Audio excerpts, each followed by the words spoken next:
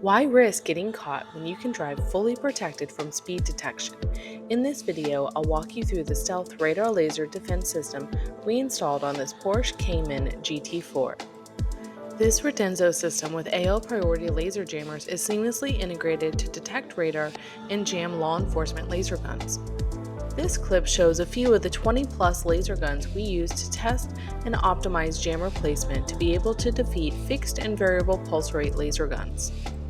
We began by 3D scanning the front of the vehicle, allowing us to digitally reference the surfaces to CAD-designed custom laser jammer housings. The bases were 3D printed and the lenses were laser cut, heat formed in a mold, sanded, and polished for a clean finish. The result is a stealth, factory-like installation with no modifications made to the vehicle. Mounted to a CAD-designed bracket with no permanent modifications, the radar antenna is serviceable and delivers fast radar alerts. A CAD-designed bracket holds the dual GPS antennas behind the front bumper using double-sided tape. We 3D scanned the rear of the vehicle to design custom laser jammer housings. The bases were 3D printed and the lenses were laser cut, heat formed, and polished. These housings provide a stealth, factory-like appearance and allow wire routing with no bumper modifications. The rear radar antenna mounts behind the bumper on a CAD-designed bracket using one factory bolt, providing real-time radar alerts. The Retenzo display controller was seamlessly integrated into the overhead panel using a CAD-designed 3D printed part that follows the factory lines for a clean OEM appearance.